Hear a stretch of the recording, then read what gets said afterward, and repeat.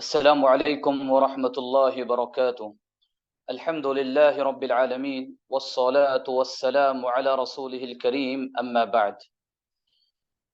عزیز طلباء و طالبات، حضرات و خواتین، یہ جو ہماری آج کی بیٹھک ہے، مجلس ہے، یہ مجلس مسجد اقصی اور مسجد اقصی سے متعلق چیزوں سے متعلق معلومات حاصل کرنے کے لیے ہے۔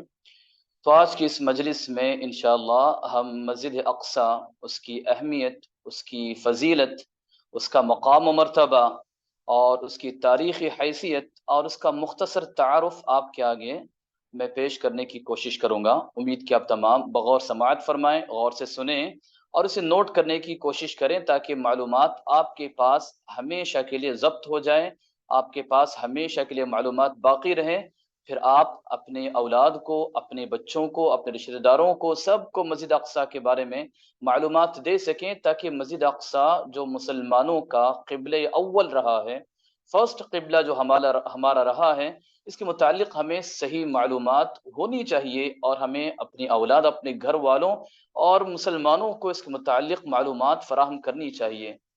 دیکھیے، مسجد اقصی کا جہاں ٹاپک آتا ہے تو آج کل جب ہم سرچ کرتے ہیں تو بہت ساری جگہ آن لائن انٹرنیٹ پہ صحیح معلومات نہیں مل، ساتھ ساتھ ضعیف حدیث یا اس طرح کوئی اور چیزیں اور کوئی تاریخی روایت جس کی بنیاد نہیں ہوتی، ایسی تمام چیزوں کو ملا کر لوگوں کے سامنے معلومات پیش کی جاتی ہے۔ تو ہمیں چاہیے کہ ہم جب علم حاصل کریں تو صحیح علماء سے علم حاصل کریں، اور پھر جو بھی ہم سیکھیں یا ہماری باتیں اتھینٹک ہونی چاہیے، درست ہونی چاہیے، اس کا ہمیں خود خیال کرنا چاہیے۔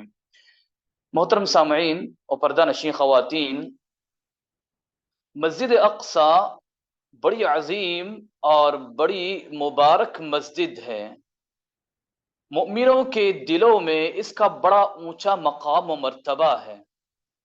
اللہ تعالیٰ نے اس مسجد کو، اس جگہ کو بہت ساری فضیلتوں سے نوازا ہے، بہت ساری خصوصیات اللہ تعالیٰ نے اس جگہ کو عطا کی ہیں، جس کا کتاب و سنت میں ہمیں اس کی طرف اشارہ ملتا ہے۔ دیکھیے، جب ہم قرآن و حدیث کا مطالعہ کریں تو مسجد اقصی اور اس کے ساتھ ساتھ ملک شام کی فضیلت بہت ساری حدیثیں اس تعلق سے آتی ہیں۔ تو اصل میں یہ ملک شام کیا چیز ہے، فلسطین کیا ہے، سب سے پہلے ہمیں اسے اچھی طرح سمجھنا چاہیے، اس کے بعد اس کی اہمیت و فضیلت کو ہم درست طریقے سے سمجھ سکیں گے انشاءاللہ۔ دیکھیے، ملک شام، جسے ملک شام یا گریٹ سیریا کہا جاتا تھا، اس میں آج کل کے اعتبار سے 4 ملک شامل ہوتے تھے۔ نمبر 1 سیریا، جسے آپ دیکھتے ہیں آج کل کے زمانے میں کچھ لوگ غلط فہمی یہ ہوتی ہے کہ وہ سیریا کو ملک شام، کمپلیٹ ملک شام سمجھتے ہیں، جبکہ بات ایسی نہیں۔ سیریا ایک پارٹ آف شام ہے، ملک شام کا ایک پارٹ اور حصہ تھا۔ تو آج کل کے زمانے میں جو سیریا ہے، اور اسی طرح لبنان ہے، اور اردن جسے جورڈن کہتے ہیں، اور فلسطین، یہ 4 کنٹریز مل کر یہ ملک شام ہوا کرتا تھا زمانے قدیم میں، اور ان کی بڑی برکت اور ان کی بڑی فضیلت حدیثوں میں آئی ہے۔ دیکھیے، اللہ تعالیٰ نے قرآن کریم میں مسجد اقصی کی اہمیت اور اس کی برکت کی طرف اشارہ کرتے ہوئے اللہ تعالیٰ نے فرمایا، سبحان الذي اسرى بعبده ليلا من المسجد الحرام الى المسجد الاقصى الذي باركنا حوله۔ اللہ تعالیٰ کا فرمان ہے کہ اللہ تعالیٰ کی ذات بڑی پاک ہے، جس نے اپنے بندے کو یعنی محمد صلی اللہ علیہ وسلم کو ایک رات میں مسجد حرام یعنی مکہ سے مسجد اقصی یعنی بیت المقدس کی طرف اللہ تعالیٰ لے گیا، جس کے اطراف ہم نے بڑی برکت دے رکھی ہے۔ تو اس آیت میں اللہ تعالیٰ نے اللہ کے رسول صلی اللہ علیہ وسلم کے اسراء و معراج کے واقعے کا مختصر ذکر کیا ہے، جس کی تفصیل میں آگے بتاؤں گا انشاءاللہ، اور اس کے ساتھ ساتھ اللہ تعالیٰ نے بتایا کہ مسجد اقصی، اس کے اطراف و اکناف کا جو علاقہ ہے، ایریا ہے، بڑا بابرکت اور بڑا مبارک ایریا ہے۔ اور مسجد اقصی جس جگہ پائی جاتی ہے، اس شہر کا نام القدس اسے کہا جاتا ہے، جسے یروشلم یا جیروسلم بھی کہا جاتا ہے، اور عربی میں اسے القدس کے نام سے جانا جاتا ہے۔ مسجد اقصی جو شہر میں واقع ہے، اس شہر کے کئی نام گزرے ہیں، اور مسجد اقصی کی بھی ایک سے زیادہ نام تاریخ میں گزرے ہیں۔ تو مسجد اقصی جسے بیت المقدس کہا جاتا تھا، حدیثوں میں اس کا زیادہ تر ذکر بیت المقدس اور پرانی روایتوں میں اسے بیت المقدس کے نام سے جانا جاتا تھا۔ اور جیسے اللہ تعالیٰ نے قرآن کریم نازل کیا، اسلام آیا، تو اس کے بعد مسجد اقصی کے نام سے یہ مشہور ہوئی اور یہ زیادہ فیمس ہوئی۔ اسی طرح سے اسے المقدس یا بیت المقدس بھی کہا جاتا ہے۔ تو جو بھی ہو، مسجد اقصی، اقصی کا عربی زبان میں مطلب یہ ہوتا ہے کہ دور کی جگہ۔ تو مسجد اقصی کو مسجد اقصی کہنے کی وجہ یہ کہ یہ کعبہ سے دور پڑتی ہے، یہ کعبہ حرم مکہ سے یہ دور پڑتی ہے، جسے اسے مسجد اقصی، دور والی مسجد کہا گیا۔ تو یہ مسجد اقصی ہے، اللہ تعالیٰ نے کہا کہ یہ مسجد، اس کے اطراف و اکناف تمام ایریا بڑی برکت کا حامل ہے۔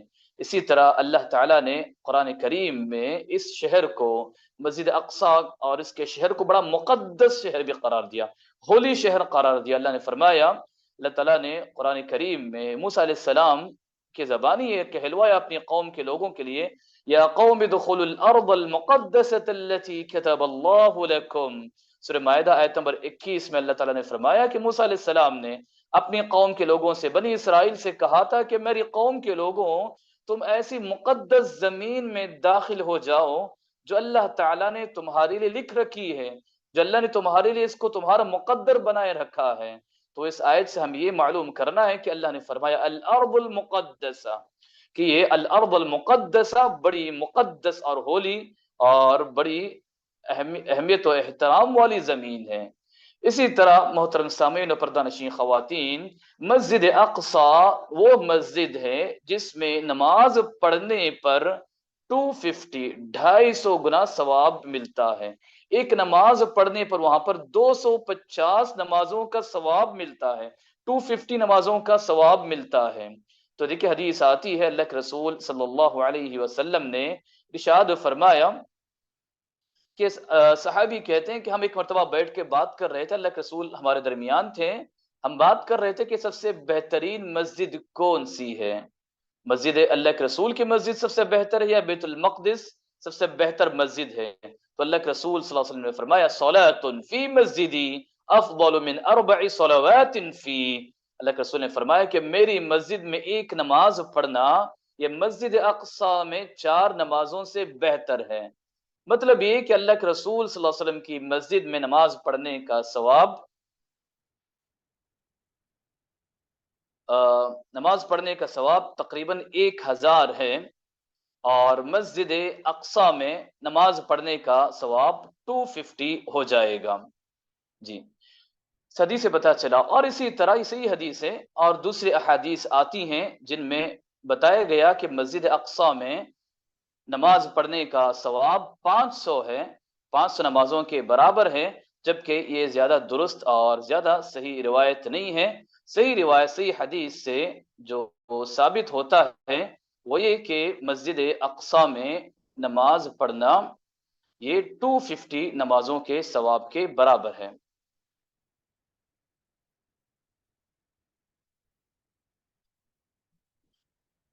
مسجد اقصی کی فضیلت میں یہ کہ یہ ایسی جگہ ہے یا ایسا شہر ہے جہاں دجال داخل نہیں ہوگا۔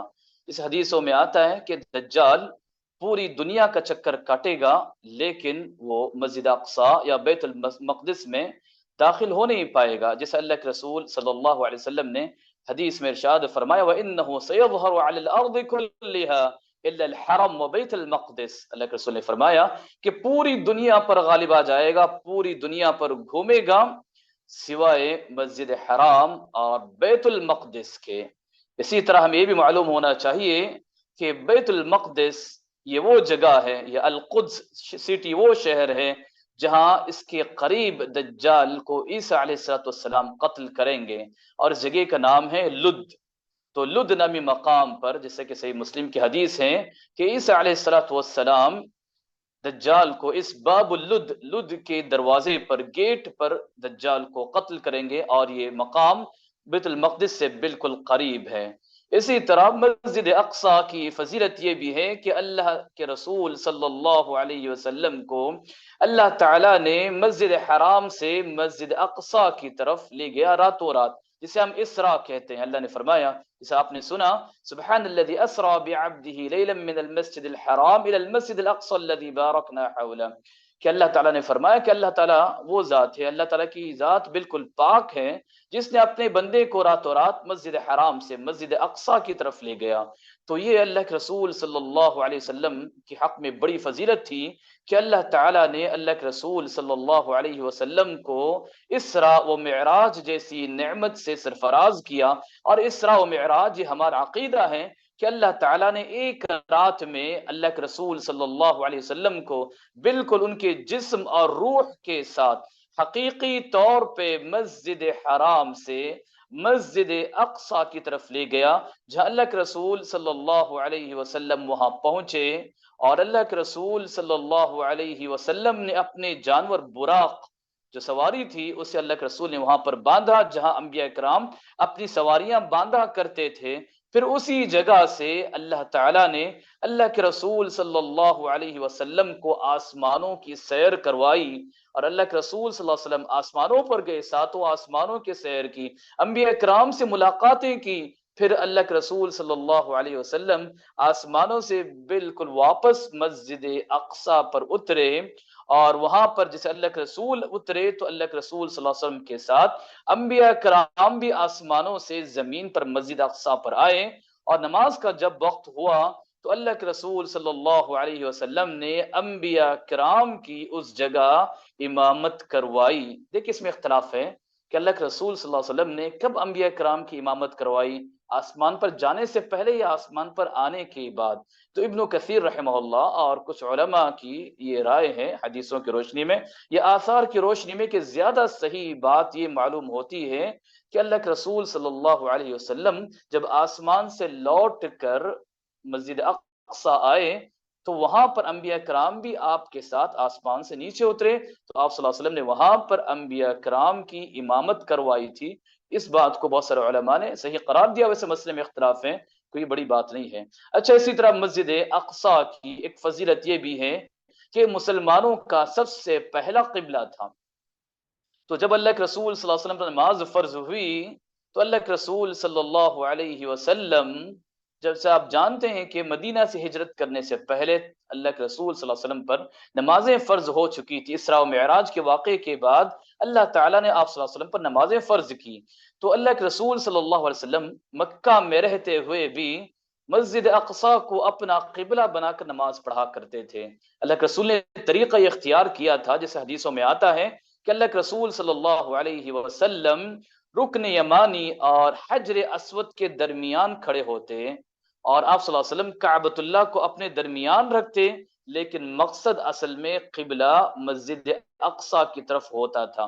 تو کعبۃ اللہ آپ کے اور مسجد اقصیٰ کے درمیان حائل ہوتا تھا۔ اس طرح آپ صلی اللہ علیہ وسلم نے مکے میں اس طرح نمازیں پڑھی، جیسے ہجرت کر کے مدینے پہنچے تو تقریباً حدیثوں میں آتا ہے کہ 16 یا 17 منتھ تک، 16 یا 17 مہینوں تک مسلمانوں نے مسجد اقصیٰ کی طرف نمازیں پڑھی، رخ کر کے نمازوں کو ادا کیا۔ یہ مسلمانوں کا سب سے پہلا قبلہ تھا۔ پھر اللہ کے رسول صلی اللہ علیہ وسلم کی خواہش یہ تھی کہ کعبۃ اللہ ان کا قبلہ ہو، تو اللہ تعالیٰ نے ان کی خواہش کے مطابق قبلے کو کعبۃ اللہ کی طرف کر دیا، جو قیامت تک ہمارا قبلہ رہے گا۔ لیکن اس کی بات یہ کہ مسجد اقصیٰ یہ سب سے پہلا قبلہ تھا جس کی طرف مسلمانوں نے رخ کر کے چہرہ کر کے نمازیں پڑھی۔ اسی طرح مسجد اقصیٰ وہ مسجد ہے جس کی طرف عبادت کی نیت سے جانے کا اجر و ثواب ملتا ہے، یا عبادت کی نیت سے اس کا سفر کرنا ہمارے لیے جائز ہے۔ دیکھیں حدیث آتی ہے بخاری مسلم کے، اللہ کے رسول صلی اللہ علیہ وسلم نے فرمایا لا تشد الرحال الا الى 3 مساجد، المسجد الحرام والمسجد الرسول ومسجد الرسول صلی اللہ علیہ وسلم ومسجد الاقصیٰ۔ اللہ کے رسول نے فرمایا کہ 3 مسجدوں کے علاوہ عبادت کی غرض سے، عبادت کے مقصد سے کسی جگہ کا سفر کرنا ہمارے لیے جائز نہیں ہے۔ اس میں سب سے پہلے مسجد حرام ہے، مسجد نبوی ہے، تیسرے نمبر پہ مسجد اقصیٰ ہے۔ تو یہ بات اچھی طرح ذہن میں رکھیں کہ ہمارے عقیدے کا مسئلہ ہے کہ ہم عبادت کی غرض سے، عبادت کی نیت سے ان 3 جگہوں کو چھوڑ کر کسی اور جگہ کا سفر نہیں کر سکتے۔ اپنا بزنس، کوئی اور ایشو، گھومنا پھرنا، یہ بات الگ ہے، لیکن عبادت کی غرض سے افسوس کی بات کہ بہت سارے لوگ آج کل عبادت کی غرض سے بہت ساری جگہ جایا کرتے ہیں، سفر کیا کرتے ہیں، جس کی اسلام میں بالکل اجازت نہیں ہے۔ اچھا، تو اسی طرح مسجد اقصی کی ایک فضیلت یہ بھی ہے کہ وہ جگہ ہے جہاں اللہ تعالیٰ کی وحی اترا کرتی تھی، اور یہ انبیاء کرام رضوان اللہ علیہم اجمعین کا موطن، ان کا وطن، ان کے رہنے کی جگہ، اور یہ علماء کرام کا بھی مسکن رہا ہے۔ انبیاء کرام یہاں، بہت سارے بنی اسرائیل کے انبیاء کرام کو اللہ تعالیٰ نے اس زمین میں بھیجا، بہت سارے انبیاء کرام اس زمین پر رہے ہیں۔ دیکھیے فلسطین اور اس کے اطراف و اکناف کا جو ایریا ہے، بڑا بابرکت، بہت سارے انبیاء کرام یہاں بھیجے گئے، اور بہت سارے انبیاء کرام یہاں دفن بھی ہو گئے، اور یہ وہ جگہیں جہاں اللہ کی طرف سے ان پر وحی آیا کرتی تھی۔ تو سب سے پہلے دیکھیے یہ مسجد اقصی کی تاریخ میں، یا بیت المقدس یا فلسطین کی تاریخ میں، ابراہیم علیہ الصلوۃ والسلام کا ہمیں ذکر ملتا ہے کہ ابراہیم علیہ الصلوۃ والسلام نے اپنے آبائی وطن، جو ان کا اصل شہر تھا، عراق کو چھوڑ کر ہجرت کر کے وہ آئے مسجد اقصی کی طرف، فلسطین کی طرف آئے، اور یہاں اسحاق علیہ السلام اور ان کی اولاد کو انہوں نے یہاں پر چھوڑ دیا، جنہوں نے اس کے بعد اس سرزمین کو آباد کیا۔ اسحاق علیہ السلام، یعقوب علیہ السلام یہاں پر نبی بنے، اس جگہ انہوں نے دعوت و تبلیغ کا کام کیا۔ پھر یوسف علیہ السلام کا زمانہ آیا تو انہیں مصر کے خزانے کا وزیر بنایا گیا، تو انہوں نے اپنی پوری فیملی کو، بنی اسرائیل کو مصر کی طرف بلا لیا۔ پھر اس کے بعد موسیٰ علیہ السلام مصر میں پیدا ہوئے اور مصر میں نبی بنائے گئے۔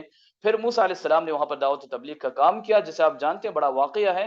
پھر موسیٰ علیہ السلام بنی اسرائیل کو لے کر فلسطین کی طرف واپس آئے، اور جیسا آپ نے سنا کہ موسیٰ علیہ السلام نے کہا کہ اس مقدس زمین میں داخل ہو جاؤ، لیکن بنی اسرائیل کے لوگوں نے ان کے ساتھ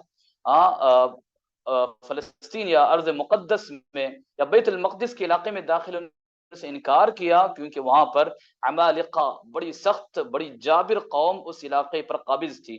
موسیٰ علیہ السلام ان کے ساتھ جنگ کر کے اس جگہ کو حاصل کرنا چاہتے تھے، لیکن بنی اسرائیل نے ساتھ نہیں دیا، بلکہ بڑی بے شرمی سے کہا، جس کا ذکر اللہ تعالیٰ نے قرآن کریم میں بھی کیا ہے کہ آپ اور آپ کا رب جاؤ، اذهب انت وربك فقاتلا انها هنا قاعدون، بڑی بے شرمی سے کہا کہ آپ اور آپ کے رب جائیں لڑیں، ہم یہاں بیٹھیں گے، مطلب ہونے کے بعد ہم آئیں گے۔ بڑی بے شرمی سے انہوں نے جب بات کہی تو اللہ تعالیٰ نے سزا کے طور پہ بنی اسرائیل کو 40 سال تک انہیں اللہ تعالیٰ نے بھٹکا دیا۔ وہ 40 سال تک یہاں وہاں گھومتے رہے، صحراؤں کی خاک چھانتے رہے، اور اسی دوران موسیٰ علیہ الصلوۃ والسلام کا اور ہارون علیہ الصلوۃ والسلام کا انتقال ہو گیا۔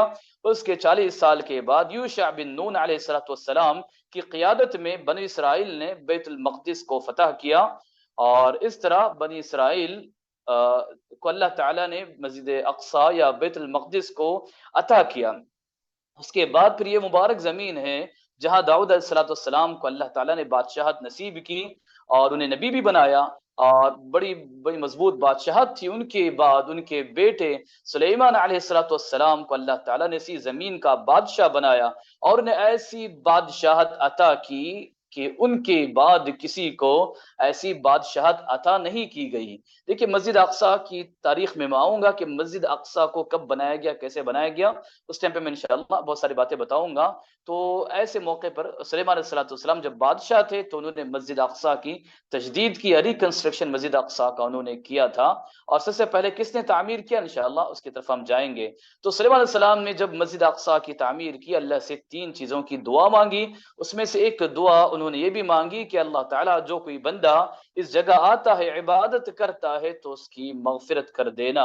اللہ کے رسول نے فرمایا کہ امید ہے کہ اللہ تعالیٰ سلیمان علیہ السلام کی اس دعا کو قبول کیا ہوگا۔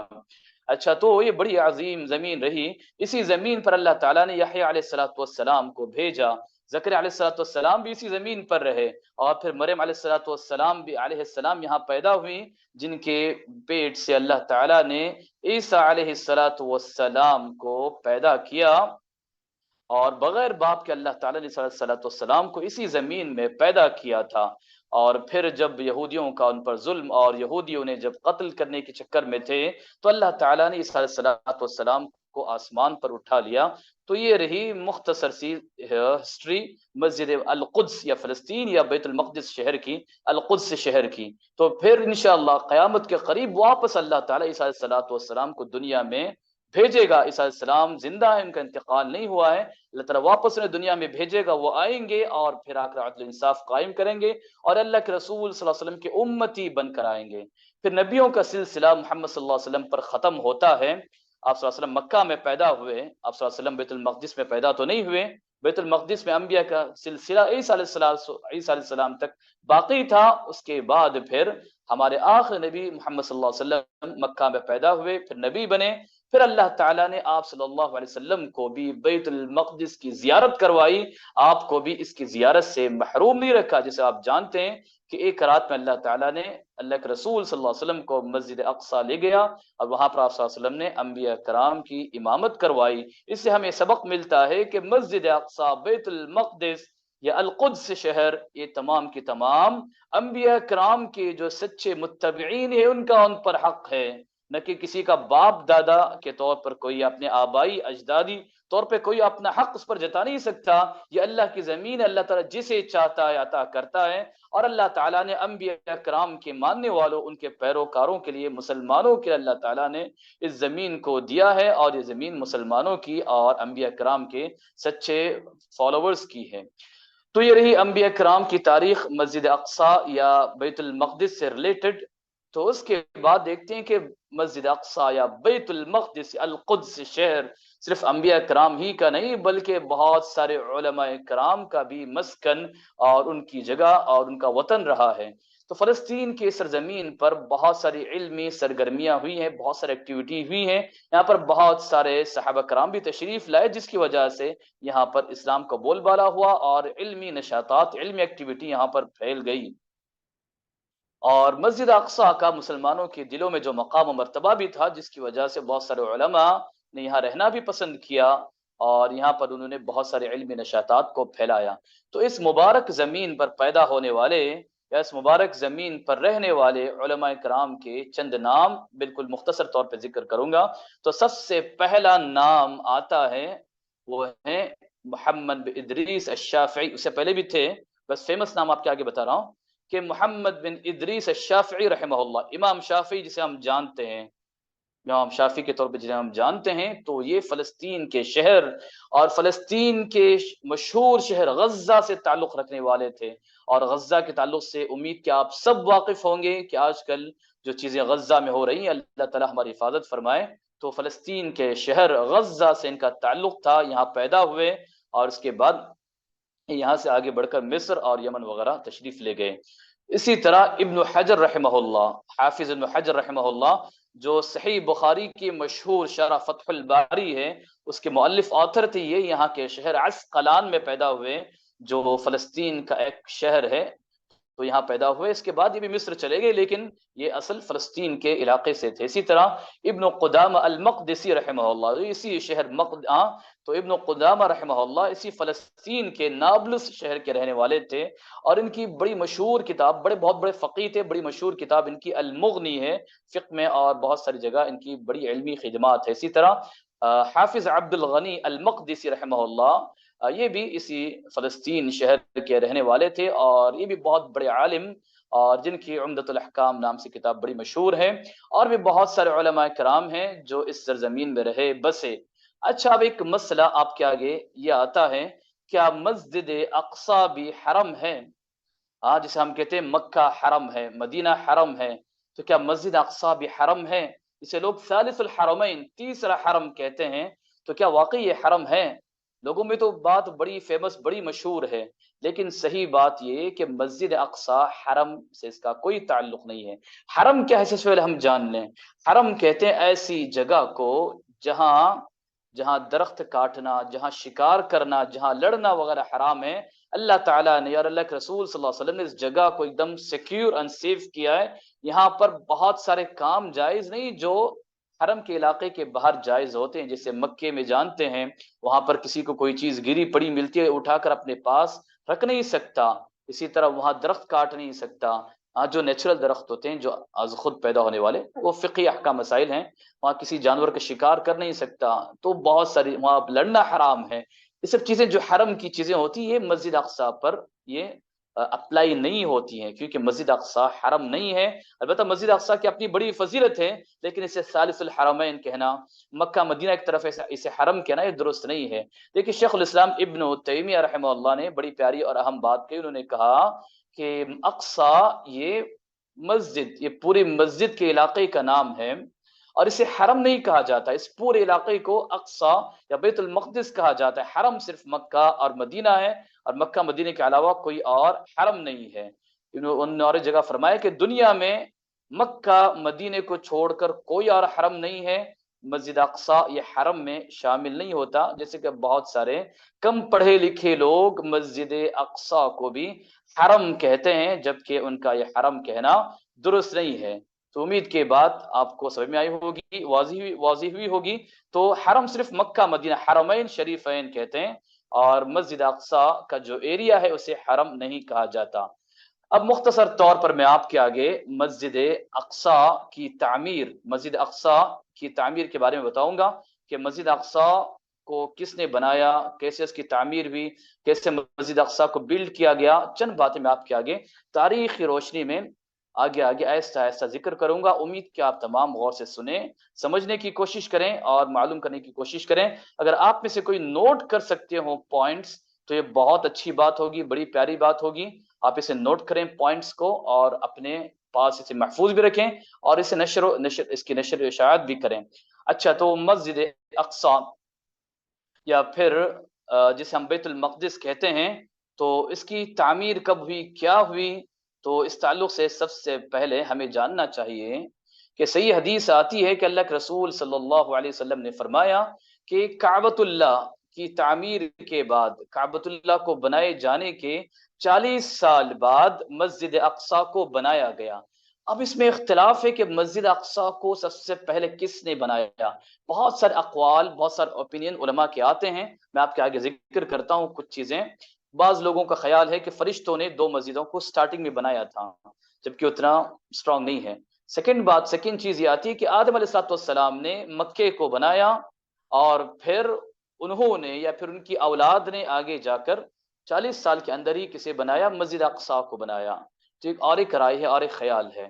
اچھا، تو تیسری بات یہ آتی ہے کہ مسجد حرام کعبۃ اللہ کو ابراہیم علیہ السلام نے بنایا، اور پھر اسی 40 سال کے اندر یعقوب علیہ السلام نے مسجد اقصی کو بنایا۔ تو اس میں اختلاف بڑا پایا جاتا ہے، لیکن پکا یعنی اتھینٹک کلیئر طور پہ نہیں کہا جا سکتا کہ سب سے پہلے ابراہیم علیہ السلام نے اسے بنایا یا پھر آدم علیہ السلام نے اسے بنایا۔ اس میں سمجھنے میں تھوڑا سا اختلاف ہے۔ اس میں کوئی شک نہیں ابراہیم علیہ السلام نے کعبۃ اللہ کو بنایا ہے، اللہ نے قرآن میں اس کا ذکر کیا ہے، لیکن سوال ہے کہ سب سے پہلے اسے کس نے بنایا، اس میں اختلاف ہے، اور بڑا شدید اختلاف ہے۔ تو جو بھی اگر ہم مان لیں کہ آدم علیہ السلام نے سب سے پہلے کعبہ کو بنایا، اور اس کے بعد ابراہیم علیہ السلام نے اپنے زمانے میں اسے ریکنسٹرکٹ کیا، یا پھر اسی بیس پر انہوں نے دوبارہ کعبۃ اللہ کو بنایا، اور پھر مسجد اقصی کو یعقوب علیہ السلام نے، یعنی اسحاق علیہ السلام کے بیٹے یعقوب علیہ السلام نے مسجد اقصی کو 40 سال بعد بنایا۔ یہ ایک بات ہے۔ یا پھر ہم کہیں کہ ابراہیم علیہ السلام نے سب سے پہلے کعبۃ اللہ کو بنایا، اور اس کے بعد 40 سال بعد یعقوب علیہ السلام نے بنایا۔ اگر ہم کہیں گے سب سے پہلے آدم علیہ السلام نے بنایا، تو پھر یہ ضروری ہوگا کہ آدم علیہ السلام نے کعبۃ اللہ کو بنانے کے بعد 40 سال کے اندر پھر مسجد اقصی کو بھی آدم علیہ السلام نے بنایا۔ جو بھی ہو پریشان نہ ہو، مختصر طور پہ ذہن میں رکھیں کہ یہ بہت پرانی مسجد ہے، اور یا تو اسے آدم علیہ السلام نے سب سے پہلے بنایا، لیکن جو بھی ہو ابراہیم علیہ السلام نے اس کو دوبارہ سے بنایا، اس کی بیس پر دوبارہ ابراہیم علیہ السلام نے کعبۃ اللہ کو بنایا، اور مسجد اقصی کو یعقوب علیہ السلام نے سب سے پہلے بنایا۔ یہ بات ہمیں ملتی ہے۔ اچھا، اس کے بعد پھر کیا ہے؟ تو یہ مسجد حرام، مسجد اقصی کی تاریخ ہو گئی۔ اس کے بعد آگے بڑھتے ہیں مسجد حرام، مسجد اقصی۔ مسجد اقصی کے تعلق سے پھر اس کے یعقوب علیہ السلام کی وفات کے بعد، یعقوب علیہ السلام کی وفات کے بعد ایک کافی عرصے بعد، تقریباً ایک عرصے بعد سلیمان علیہ السلام جب نبی بنے، تو سلیمان علیہ السلام نے مسجد اقصی کو دوبارہ بنایا، ریکنسٹرکٹ کیا، یا پھر اس کا رینوویشن کیا۔ تو یہ بات ہے، بہت سارے لوگ یہ سمجھتے ہیں کہ سلیمان علیہ السلام نے سب سے پہلے مسجد اقصی کو بنایا. بات یہ نہیں ہے، اس میں کوئی اختلاف نہیں ہے، سب سے پہلے یعقوب علیہ السلام نے اسے بنایا، یا پھر آدم علیہ السلام نے بنایا، یا پھر یعقوب علیہ السلام نے بنایا. اس کے بعد سلیمان علیہ السلام نے مسجد اقصی کو ریکنسٹرکٹ کیا یا اس کا رینوویشن کیا، نئی طریقے سے انہوں نے سلیمان علیہ السلام نے مسجد اقصی کو بنایا. تو جو بھی ہو، یہ پرانی ہسٹری رہی اس کی. اب اس کے بعد اسلامی ہسٹری میں ہم دیکھتے ہیں کہ مسجد اقصی کی تعمیر کیسے شروع ہوئی. جو اب موجودہ شکل جو ہے مسجد اقصی کی، جو موجودہ شکل ہے، یہ کب سے شروع ہوئی؟ تو دیکھیے، اللہ تعالیٰ نے مسلمانوں کو 14 سن ہجری میں بیت المقدس عطا کیا. بیت المقدس 14 سن ہجری میں فتح ہوا، اور جیسے بیت المقدس فتح ہوا تو وہاں کے پادریوں نے، وہاں پر زمانے میں کرسچنوں کا اس پر قبضہ تھا اور ان کے انڈر یہ چیز چلا کرتی تھی، تو وہاں کے پادریوں نے کہا کہ ہم مسجد اقصی کی چابی کسی کے حوالے نہیں کریں گے، اس کی چابی لینے کے لیے آپ کے خلیفہ کو خود آنا پڑے گا. تو عمر بن خطاب رضی اللہ عنہ نے مدینے سے ملک شام کا، فلسطین کا سفر کیا، اور وہ خود آئے اور انہوں نے اپنے ہاتھ سے چابی لی مسجد اقصی کی اور ایگریمنٹ کیا. بہت ساری چیزیں ہوئی. تو 14 سن ہجری میں جیسے وہ آئے، آنے کے بعد وہ مسجد اقصی کا دیکھ رہے تھے اور مسجد اقصی کا جائزہ لے رہے تھے. اس وقت نماز کا جب وقت ہوا، انہوں نے ایک جگہ نماز پڑھی، جبکہ کرسچن پادری نے چرچ کے اندر نماز پڑھنے کی دعوت دی، لیکن انہوں نے نہیں پڑھا. انہوں نے کہا کہ اگر میں نماز یہاں پڑھوں گا تو پھر اس کے بعد مسلمان آپ کے چرچ کو جو بھی ختم کر دیں گے. تو انہوں نے چرچ سے ہٹ کر کسی جگہ نماز پڑھی. اچھا، تو جو بھی ہو، انہوں نے چرچ میں نماز پڑھنے سے انکار کیا. علماء نے بتایا کہ اس کی وجہ جو بھی ہو، انہوں نے چرچ سے باہر آ کر قریب ایک علاقے میں نماز پڑھی، اور پھر وہاں مسجد اقصی کی بنیاد رکھی گئی. وہاں لکڑی کا ایک چھوٹا سا مصلی بنایا گیا، نماز پڑھنے کی جگہ بنائی گئی. اچھا، اس کے بعد جب بنی امیہ کا زمانہ آیا اور عبد الملک بن مروان تقریباً 60 جو بھی ہو، عبد الملک بن مروان، انہوں نے اس کے بعد مسجد اقصی کو بڑی اچھی شکل میں پھر مسجد اقصی کا ایکسٹینشن بھی کیا، اس کو بہت بڑا بھی بنایا، اور پھر آج جو شکل ہمیں نظر آتی ہے یہ عبد الملک بن مروان کی بنائی ہوئی مسجد ہے. عبد الملک بن مروان کی بنائی مسجد ہے. عمر رضی اللہ عنہ نے سادے انداز میں مسجد بنائی تھی. اس کے بعد عبد الملک بن مروان نے اس کو بڑے شاندار انداز میں اور بڑے بہترین انداز میں انہوں نے اس مسجد کو بڑے پیمانے پہ بنایا. اور عبد الملک بن مروان اس مسجد کو مکمل کر نہیں پائے، بلکہ ان کے مسجد اقصی کے کام کے مکمل ہونے سے پہلے ان کی وفات ہو گئی. تو ان کے بیٹے ولید بن عبد الملک نے اس مسجد کے کام کو مکمل کیا، اور اس کا نام الجامع القبلی اسے کہا جاتا ہے، الجامع القبلی. اور مسجد اقصی جو ہم دیکھتے ہیں، مسجد اقصی میں جو مسجد موجود ہے، اس مسجد کو کس نے بنایا؟ عبد الملک بن مروان نے اس کے کام کو مکمل کیا. اور اس کے بعد پیچھے ہم جو دیکھتے ہیں جیسے قبہ صخرہ، جسے ڈوم آف راک کہتے ہیں، تو یہ جو قبہ ہے، جو گنبد ہے، گنبد صخرہ جسے کہتے ہیں، اس کو بھی عبد الملک الولید بن عبد الملک نے تعمیر کیا. جو اسلامی تعمیر کے کنسٹرکشن یا ان کی جو اسلامی زمانے کے جو کنسٹرکشنز ہوئے، تو اس میں سے ایک بڑا اعلیٰ اور بڑا بہترین نمونہ ہے. شارٹ طور پر یہ کہ مسجد اقصی بہت بڑا ایریا ہے، اور مسجد اقصی کے بارے میں اور آپ کو بتاؤں گا میں. یہ بہت بڑا ایریا ہے. بڑے ایریا کے اندر عمر بن خطاب رضی اللہ عنہ نے ایک مختصر چھوٹی مسجد بنائی تھی، بنانے کا حکم دیا، نماز پڑھی، وہ مسجد بنانے کا حکم دیا، لکڑیوں کی مسجد بنائی گئی. اس کے بعد جب اسلامی زمانہ آگے بڑھا، اور اس زمانے میں جب بنو امیہ کا زمانہ، الولید بن عبد الملک نے اس نے مسجد اقصی کی جو عمر رضی اللہ عنہ کی جو مسجد تھی، اس مسجد کو بڑے اچھے انداز میں ایکسٹینشن کیا اور بہت بڑا بنایا. اب جو ہم دیکھتے ہیں یہ وہی مسجد ہے جسے الولید بن عبد الملک نے تعمیر کیا تھا. اچھا، اس کے بعد پھر بنو عباسی دور حکومت آتی ہے.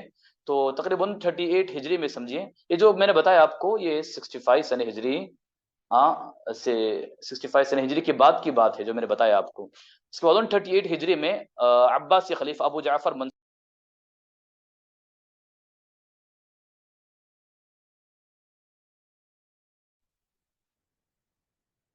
تو عباسی دور حکومت میں بڑا سخت زلزلہ آیا. زلزلہ آنے کی وجہ سے جو مسجد جسے جامع القبلی کہا جاتا ہے، یہ مسجد کی عمارتیں کھوکھلی ہو گئی اور یہ مسجد کے حصے ٹوٹ کر گر گئے. تو اس کے بعد ابو جعفر منصور نے اس جگہ واپس سے اس مسجد کی مرمت کی، اور پھر اس جگہ مکمل مسجد تعمیر کروائی، تو 163 ہجری کی بات ہے۔ اس کے بعد ہم دیکھتے ہیں فاطمی دور حکومت، جو مصر کے حکمران تھے، تو انہوں نے 406 ہجری میں، تو یہاں پر الحاکم بامر اللہ جو اس وقت خلیفہ تھا، تو بہت بڑا زلزلہ آتا ہے، تو زلزلہ آنے کی وجہ سے یہ ڈوم آف راک، جسے گنبد صخرہ کہا جاتا ہے، اور اسی طرح جو مسجد عمر رضی اللہ عنہ نے جو بنائی تھی، عبد الملک بن مروان نے جو بنائی تھی، وہ مسجد گر جاتی ہے، اس کے بعد پھر وہ اسے اس کی مرمت کرتا ہے اور اسے درست کرتا ہے، اور اسی طرح اس کے بعد پھر جی اس کے بعد اور پھر ظاہر پیپرز جسے کہا جاتا ہے، ظاہر پیپرز، جب یہ خلیفہ ہوئے، تو انہوں نے اس طرح مسجد کی اصلاح کروائی، اور اس میں جو رینوویشن کے کام تھے، تو انہوں نے اس کو رینوویشن کے کام کو مکمل کیا۔ پھر اسی طرح 425 سنہ ہجری میں ایک بڑا زلزلہ آتا ہے، جس سے پھر مسجد متاثر ہوتی ہے، تو پھر جو خلیفہ تھے عباسی خلیفہ، انہوں نے 448 ہجری میں انہوں نے پھر واپس مسجد کے کام کو کیا اور مسجد کو دوبارہ تعمیر کیا۔ تو اس طرح کئی دور میں مسجد کا کام ہوتا رہا ہے۔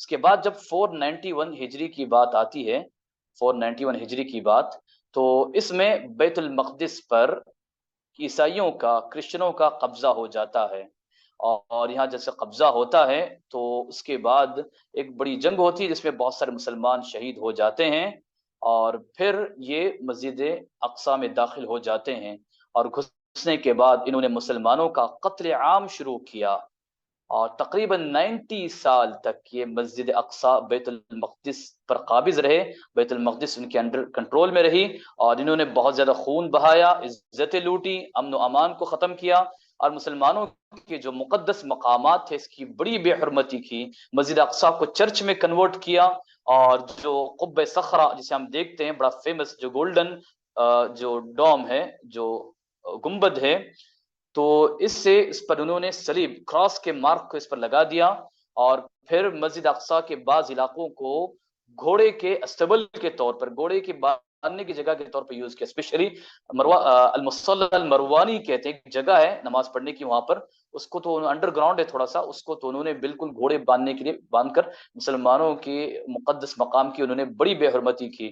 پھر اللہ تعالیٰ نے صلاح الدین ایوبی، سلطان صلاح الدین ایوبی رحمہ اللہ کو اللہ تعالیٰ نے یہ موقع اور یہ فرصت عطا کی کہ انہوں نے باقاعدہ صلیبیوں سے اور عیسائیوں سے جنگ کرنے کو اور مسجد اقصی کو آزاد کرنے کو اپنی زندگی کا بڑا مقصد بنایا، اور انہوں نے باقاعدہ بڑی اچھی طرح سے ایک فوج ترتیب دی، پلاننگ کی، اور اس کے بعد الحمدللہ انہوں نے آ کر جب مسجد اقصی پر حملہ کیا، بڑی سخت لڑائی ہوئی، بڑی سخت جنگ ہوئی، کیونکہ عیسائیوں نے، کرسچنوں نے مسجد اقصی کو بہت کمپلیٹ طور پہ کور کر کے رکھا تھا، اس ایریا کو انہوں نے بہت مضبوط دیواروں کے ساتھ پیک کر کے رکھا تھا، لیکن اللہ تعالیٰ نے انہیں کامیابی عطا کی، اور یہ آگے بڑھے، اور آگے بڑھ کر 26 رجب 583 ہجری کو 583 ہجری کو انہوں نے بیت المقدس کو صلیبیوں سے اور کرسچنوں سے اس مسجد کو آزاد کروایا، اور اس مسجد کے اندر جو کچھ انہوں نے چینجز کیے تھے سب کو واپس مٹا دیا، اور مسجد جیسے پہلے اپنی حالت میں تھی اس حالت میں واپس لایا،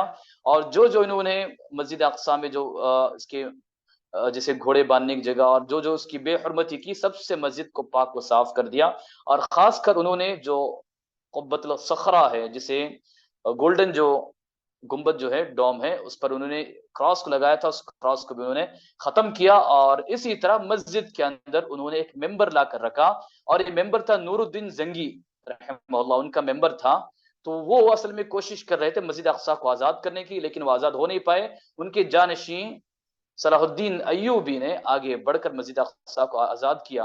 نور الدین زنگی جو خلیفہ تھے، انہوں نے مسجد اقصی کو آزاد کرنے کے لیے بڑی کوششیں کی، بلکہ ایک ممبر بھی تیار کر کے رکھا تھا کہ مسجد اقصی جیسے آزاد ہو جائے ممبر کو وہاں پر رکھا جائے گا، لیکن ان کا خواب ادھورا رہ گیا، ان کی وفات ہو گئی۔ اس کے بعد صلاح الدین ایوبی رحمہ اللہ نے اس مسجد کو آزاد کر کے نور الدین زنگی کا جو خواب تھا اس ممبر کو لا کر اس مسجد میں رکھ دیا، اور یہ ممبر اس جگہ تاریخ میں بالکل باقی تھا۔ افسوس کی بات 1969 تک بھی یہ ممبر وہاں پر دیکھا جا سکتا تھا، لیکن 1969 میں ایک بڑا حادثہ، بلکہ پری پلان ایک چیز ہوتی ہے کہ یہودی نے، آسٹریلیا کے یہودی نے مسجد اقصی میں آگ لگا دی، اور بڑی سخت بہت بڑی آگ لگ گئی مسجد اقصی میں، 4 گھنٹے تک برابر آگ لگتی رہی جس میں یہ ممبر جل کر خاک ہو گیا. افسوس کی بات ہے. اچھا، اس کے بعد پھر اور بھی بہت سارے دور ہیں جس میں مسجد اقصی کو ریکنسٹرکشن یا اس کی تعمیر، اس کی توجہ دی گئی. اسی طرح عثمانی دور حکومت آئی. عثمانی دور حکومت جسے ہم ترکیوں کی دور حکومت کہتے ہیں، 18ویں 18 یا 19 سینچری کی بات ہے. تو اس کے جو ففتھ سلطان تھے جنہیں سلطان عبد الحمید کہا جاتا ہے، تو انہوں نے کافی یا پھر ان کے تقریباً بہت سارے جو سلطان تھے، تقریباً 5 سلطانوں نے مسجد اقصی کی طرف خصوصی توجہ دی اور پھر مسجد اقصی کا انہوں نے بڑا خیال رکھا. اس کے بعد سلطان عبد الحمید کے زمانے میں جو واقعہ پیش آتا ہے کہ یہودی آ کر ان سے ڈیمانڈ کرتے ہیں اور بہت زیادہ پیسے کی لالچ دے کر انہیں مسجد اقصی اپنے حوالے کرنے کی بات کرتے ہیں. تو انشاءاللہ وہ آگے ہم پڑھیں گے انشاءاللہ. اس کے بعد یہ ہوا. اس کے بعد پھر 1914 سے لے کے 1918 عیسوی کی جب بات آئی، جس میں برطانوی برٹش اس پر غالب آ گئے، مسجد اقصی پر غالب آ گئے، بیت المقدس پر غالب آ گئے. آنے کے بعد انہوں نے اس کے پورے کنٹرول کو اپنے اندر لیا اور تقریباً یہ وہاں کے ذمہ دار بنے رہے. اور پھر یہاں پر انہوں نے جو بھی کمیٹی بنائی اور ایک کمیٹی بنا کر انہوں نے مسلمانوں کو اس کی کنسٹرکشن، جسے وقف کہا جاتا ہے، تو مسلمانوں نے اس کا خیال کیا اور اس طرح ان کی نگرانی میں مسجد اقصی کا کام ہوا اور مسجد اقصی کا ریکنسٹرکشن یا جو کام تھے وہ ہوئے. اس کے بعد 1948، تو جو بھی ہو 1948 تک ان کا زمانہ ختم ہو گیا. تو 1948 یاد رکھیں، یہاں پر اسرائیل وجود میں آیا. اسرائیل یا پھر اسرائیل حکومت یہاں پر قائم ہوئی اور انہوں نے مسجد اقصی کو تب سے شروع سے لے کر آخر تک مسجد اقصی کو نقصان ہی نقصان پہنچانے کا کام کیا ہے اور مسجد اقصی کو تباہ برباد کرنا ان کا ایک ایم ہے. تو جو بھی ہو، جب یہ وہاں پر قابض ہو گئے، جب القدس سٹی ان کی کنٹرول میں آ گئی، تو اس زمانے میں اردن کے بادشاہ نے یا اردن کے لوگوں نے یہاں پر اس کی 1952 میں وغیرہ مسجد اقصی کے کئی حصوں کی تعمیر کی اور تقریباً بہت سارا پیسہ خرچ کیا. اس کے بعد 1956 میں کہا جاتا ہے کہ سعودی جو کانٹریکٹرز انہوں نے بھی مسجد اقصی کی تعمیر اور اس میں بھی بہت سارا کام کیا ہے. تو جو بھی ہو، مسجد اقصی کی انہوں نے بڑی خدمت کی. لیکن جو 1969 کا واقعہ پیش آیا جس میں مسجد اقصی میں بہت بڑی آگ لگی، آپ کو معلوم ہونا چاہیے، اطلاع عرض ہے کہ ایک آسٹریلیا کا یہودی تھا، وہ آیا اور اس نے فجر کے وقت مسجد اقصی میں ایسی آگ لگا دی، بڑی سخت آگ لگ گئی اور کہا جاتا ہے 4 گھنٹے تک برابر یہ آگ مسجد اقصی میں لگی رہی. افسوس کی بات یہ کہ فائر بریگیڈ کوئی پہنچ نہیں پایا کیونکہ اسرائیل اور ان کے انڈر تھا، یہودیوں کے انڈر تھا، اور انہوں نے پلان یہ کیا تھا کہ ٹائم پر یہاں پانی پہنچ نہ پائے، بلکہ پانی کے کنیکشن کو روک دیا تھا اور فائر بریگیڈ بھی پہنچ نہیں پایا، جس کی وجہ سے برابر 4 گھنٹے تک آگ لگی. لیکن ایسے موقع پر داد دینی پڑتی ہے القدس شہر کے مسلم نوجوانوں کی اور پھر رام اللہ اور قریب قریب کے جو علاقے تھے عرب وہاں پر بالکل فائر بریگیڈ کے ساتھ پہنچے. اس سے پہلے القدس سٹی بیت المقدس شہر کے جو مسلمان تھے، تو کہا جاتا ہے کیا بچے کیا بڑے سب کے سب اپنے ہاتھ میں پانی کی بالٹیاں لے کر نکلے ہیں اور انہوں نے مسجد اقصی سے آگ مٹانے کی کوشش کی اور بڑی مشکل اور بڑی محنت کے بعد 4 گھنٹے جو لگی ہوئی آگ تھی، اس آگ کو مٹایا گیا، اس آگ کو بجھایا گیا اور اس طرح مسجد اقصی کو بچایا گیا. لیکن افسوس کے بعد بہت سارا قیمتی سرمایہ، بہت ساری خوبصورت چیزیں جو مسجد اقصی کے اندر تھی، سب جل کر راکھ ہو گئی اور ختم ہو گئی. اور اس طرح اسی میں جو میں نے کہا تھا نور الدین زنگی کا جو ممبر تھا، وہ ممبر بھی جل کر راکھ ہو گیا. تو یہ اس کا بڑا اثر رہا. اور افسوس کی بات آپ کو یہ بھی معلوم ہونی چاہیے کہ اسرائیل کی عدالت نے فیصلہ دیا کہ شخص پاگل تھا، یہ پاگل کا فیصلہ صادر کر کے بغیر کسی بڑی سزا کے اسے چھوڑ دیا گیا اور وہ پھر اپنے وطن آرام سے آسٹریلیا پہنچ گیا. اچھا، تو اب بات آتی ہے کہ مسجد اقصی کا انٹروڈکشن. مسجد اقصی کے اندر کیا چیزیں ہیں، کیا نہیں ہے، مسجد اقصی کسے کہتے ہیں، مسجد اقصی کی کتنے دروازے ہیں، مسجد اقصی کتنی بڑی ہے، اس کا کتنا رقبہ ہے یا کتنے ایریے میں وہ مسجد پھیلی ہوئی ہے، سب چیزیں انشاءاللہ اب ہم معلوم کریں گے. تو مسجد اقصی، تو مسجد اقصی جب کہا جاتا ہے تو بہت سارے لوگوں کے ذہن میں یہ بات آتی ہے کہ مسجد اقصی کا مطلب وہ مسجد جو آج نظر آتی ہے تو جسے ہم جامع القبلی کہتے ہیں، کچھ لوگ اسے مسجد اقصی سمجھتے ہیں، اور بہت سارے لوگ مسجد اقصی کا مطلب وہ جو گولڈن گنبد نظر آتا ہے، بہت سارے لوگ اسے مسجد اقصی سمجھ بیٹھتے ہیں، جبکہ بات ایسی نہیں ہے۔ بات یہ ہے کہ مسجد اقصی اس کمپلیٹ ایریے کا نام ہے، پورے کمپلیٹ ایریے کا نام مسجد اقصی ہے، اور وہ کمپلیٹ ایریے کے اطراف میں ایک بڑی دیوار ہے جو کمپلیٹ ایریے کو اپنے اندر گھیری ہوئی ہے، تو اسے مسجد اقصی کہا جاتا ہے۔ مسجد اقصی کے اندر بہت بڑا ایریا ہے، تو مسجد اقصی کے اندر جو جامع قبلی جسے عمر بن خطاب رضی اللہ عنہ نے پہلے بنایا، اس کے بعد عبد الملک بن مروان نے بنایا، وہ ہے، اور جو گولڈن گنبد وہ اس کے اندر موجود ہے، اس طرح مصلی مروانی ایک جگہ ہے وہ اس کے اندر موجود ہے، اس طرح اور چھوٹے چھوٹے بہت سارے گنبد ہیں، بہت سارے چبوترے ہیں، پانی کے بہت سارے کنویں ہیں، اور پانی کے بہت سارے سبیلے ہیں، گارڈن ہے، مسجد کے انڈر گراؤنڈ بھی بہت ساری چیزیں ہیں، اور بہت سارے لینڈ مارکس ہیں، تقریباً کہا جاتا ہے کہ 200 لینڈ مارکس اس ایریے کے اندر موجود ہیں۔ یہ پورے ایریے کا نام مسجد اقصی ہے۔ صرف وہ مسجد اقصی نے جہاں چھت بنی ہوئی ہے وہ مسجد اقصی نے، یہ کھلا ایریا جو بھی ہے آپ کو بتاؤں تو تقریباً 36 ایکڑ یا پھر دوسرے الفاظ میں کہوں 1,44,000 اسکوائر میٹر کا جو جگہ ہے یہ مسجد اقصی کی جگہ ہے۔ اسے اچھی طرح ذہن میں رکھیں، انشاءاللہ ابھی تھوڑی ٹائم سے میں آپ کے آگے فوٹوز شیئر کروں گا تاکہ آپ اچھی طرح سمجھ سکیں کہ مسجد اقصی کسے کہتے ہیں اور کیا چیز ہے، کیونکہ جب تک اب میں درمیان میں فوٹوز شیئر کروں تو ہمارا درس آگے پیچھے پرابلم ہو سکتا ہے، تو لاسٹ میں پورے فوٹوز شیئر کر کے آپ کو بتاؤں گا کہ مسجد اقصی کیا کیا ہے۔ پہلے آپ ذہن میں رکھیں کہ مسجد اقصی کا ٹوٹل ایریا 1,44,000 اسکوائر میٹر پر مشتمل ہے، یا پھر 36 ایکڑ مسجد اقصی کی جگہ ہے۔ تو مسجد اقصی سب سے پہلے مسجد اقصی وہ ہے جسے الجامع القبلی کہا جاتا ہے۔ مسجد اقصی وہ ہے جسے جامع القبلی، مسجد اقصی میں سب سے پہلے جو چیز ہے اسے جامع القبلی، مطلب وہ مسجد جسے عمر رضی اللہ عنہ نے بنانے کا حکم دیا تھا، وہ سب سے پہلے مسجد اقصی میں قبلے کی طرف آتی ہے، اس لیے اسے جامع القبلی کہا جاتا ہے، یہ قبلے کی طرف یہ مسجد آتی ہے، ٹھیک ہے جی۔ اور اس کے اندر 5 نمازیں پڑھی جاتی ہیں، جمعہ کا خطبہ، عید کی نمازیں وغیرہ اسی جگہ پڑھی جاتی ہے، اسے جامع القبلی کہا جاتا ہے، ٹھیک ہے۔ سب سے پہلے یہ مسجد ہے، اور یہ جو مسجد ہے الجامع القبلی جی ٹھیک ہے، تو یہ مسجد جو ہے یہ تقریباً اس کی لمبائی 80 میٹر ہے اور اس کی چوڑائی 55 میٹر ہے۔ جامع القبلی کی لمبائی 80 میٹر اور اس کی چوڑائی 55 میٹر ہے، اوکے۔ اور اس کے اندر تقریباً 53 سنگ مرمر کے ستون ہیں اور 49 نارمل ستون ہیں، مطلب اس کے پلرز کی بات کر رہا ہوں، اور یہ اسے جامع القبلی کہا جاتا ہے، اوکے۔ سیکنڈ نمبر پہ جو ہمیں معلوم کرنی ہے وہ یہ قبۃ الصخرہ، جسے ڈوم آف راک کہتے ہیں یا پھر گنبد صخرہ کہتے ہیں۔ تو یہ اصل میں کیا ہے؟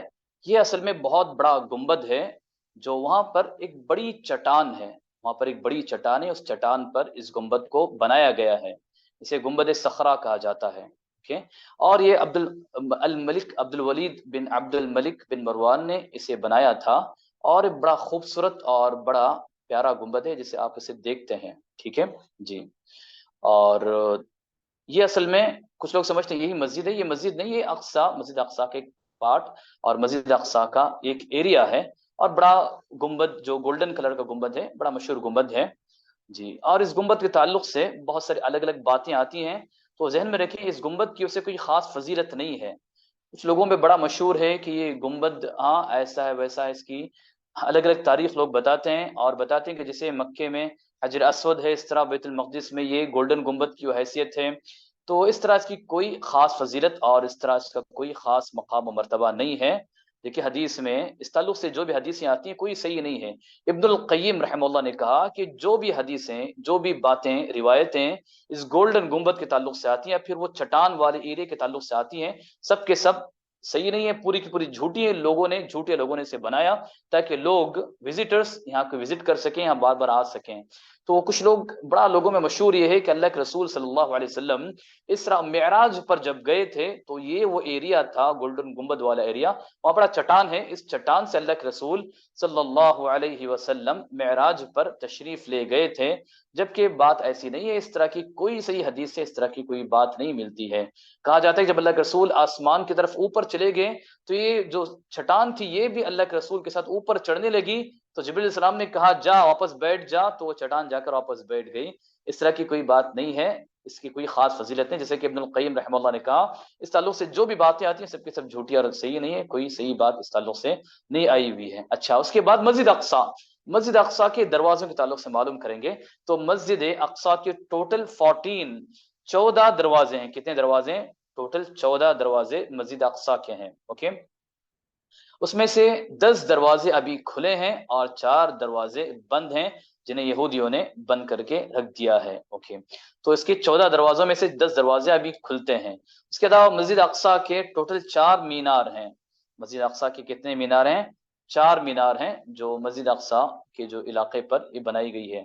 اور اسی طرح مسجد اقصی میں ایک جگہ جسے مروانی مصلی کہا جاتا ہے، اصل میں یہ بنو امیہ کے زمانے میں ایک بہت بڑا مصلی بنایا گیا، یہ بھی بہت بڑی جگہ ہے، انڈر گراؤنڈ میں آتی ہے۔ اور یہ مصلی اصل میں کہا جاتا ہے کہ جب مسجد اقصی ریکنسٹرکٹ ہو رہی تھی تو تب تک کے لیے اسے بنایا گیا، ایسے کہا جاتا ہے، جو بھی ہو۔ اور تو یہ بتاتے ہیں کہ یہاں پر بہت سارے مدرسے بھی چلا کرتے تھے، تو یہ مروانی مصلی کہا جاتا ہے کہ ایریا مسجد اقصی کے اندر ہے اور یہ انڈر گراؤنڈ میں پائی جاتی ہے۔ لیکن جب عیسائی کرسچنز جب اس جگہ پر غالب آئے تھے، پرانی بات، تو انہوں نے اس انڈر گراؤنڈ کی جگہ کو اپنے گھوڑوں کے باندھنے کی جگہ کے طور پہ یوز کر کے اس کی بے حرمتی کی تھی۔ اسی طرح مسجد اقصی کے ایریا میں وضو خانہ پایا جاتا ہے، بڑا خوبصورت ہاؤس ہے، اور اس کے بیچ میں ایک فوارہ بھی پایا جاتا ہے۔ تو یہ تقریباً آپ سمجھیے کہ جو مسجد قبلی ہے جہاں مسلمان نماز پڑھتے ہیں اور جو گولڈن گنبد ہے اس کے درمیان یہ بڑا خوبصورت پایا جاتا ہے۔ اسی طرح وہاں پر دیوار براق کہتے ہیں، اسے حائط البراق کہتے ہیں، یا پھر اسے یہودی اسے حائط المبکی کہتے ہیں، مطلب اسے ویلنگ ویل کہتے ہیں، ویلنگ وال جہاں پر ایک کھڑے ہو کر روتے ہیں، وہ جگہ اسے دیوار براق یا حائط البراق عربی زبان میں کہا جاتا ہے۔ تو یہ اصل میں یہ جو مسجد ہے، مسجد قبلی، اسی کا ایک پارٹ ہے، اسی کا ایک حصہ ہے، اور یہ تقریباً 50 میٹر لمبی اور جی 20 میٹر اونچی دیوار ہے، مطلب اس کی ہائٹ 20 میٹر ہے اور اس کی لمبائی لینتھ 50 میٹر ہے۔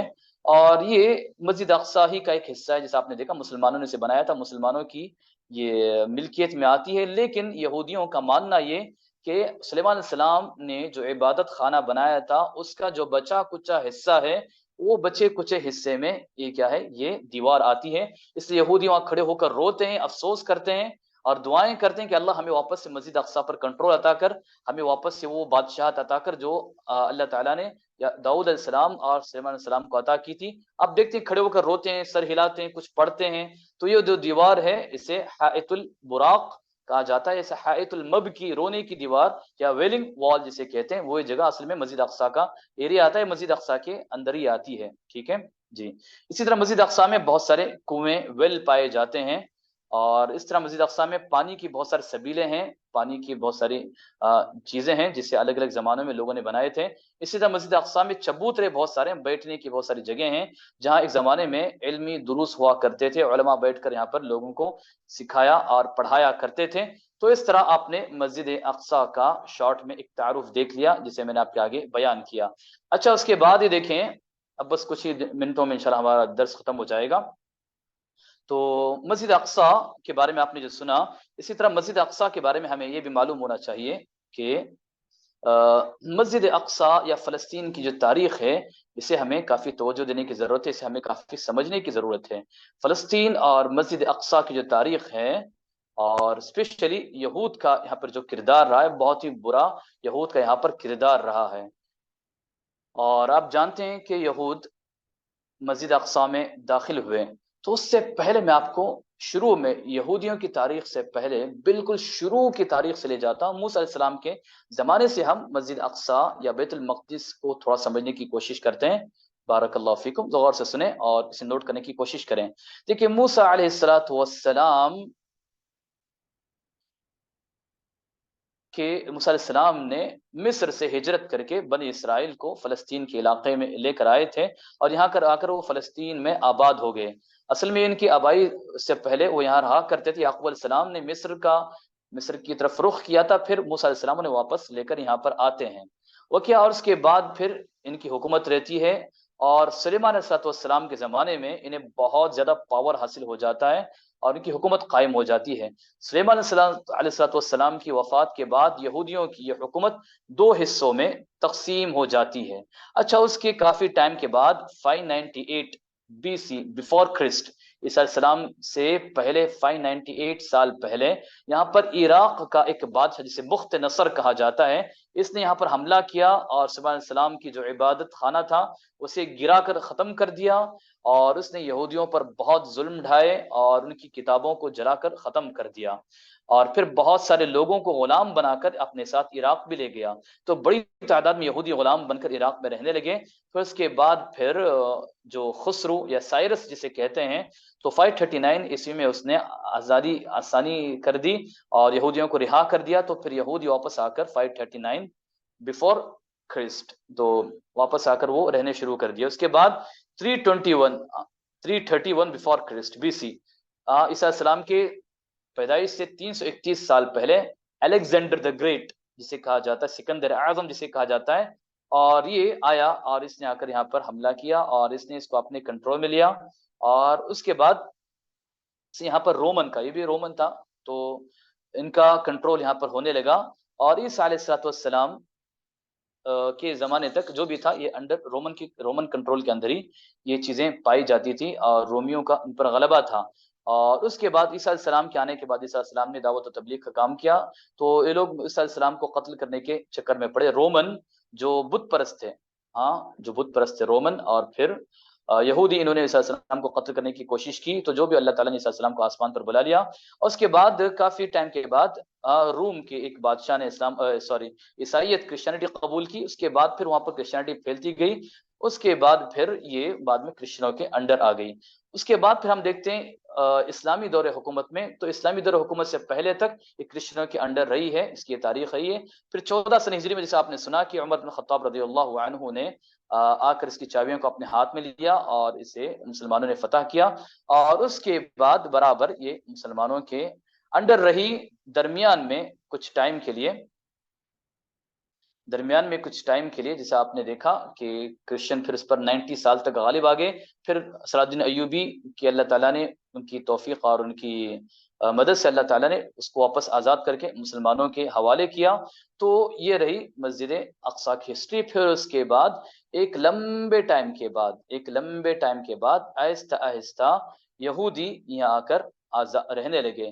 تقریباً کہا جاتا ہے کہ 1700 عیسوی میں کہا جاتا ہے کہ اس کے بعد یہودی یہاں آ کر رہنے لگے۔ جو بھی ہو اس کی ہسٹری میں آپ کو بتاتا ہوں کیسے کیسے یہودی یہاں کر آباد ہونے لگے۔ تو جو بھی ہو بڑے عرصے تک یہ مسلمانوں کے انڈر رہی۔ تو اس کے بعد تقریباً کہا جاتا ہے کہ یہودیوں نے ایک پلاننگ بنائی کہ ہمیں مسجد اقصیٰ کو یا بیت المقدس کو ہمیں حاصل کرنا ہے، اپنے انڈر بنانا ہے۔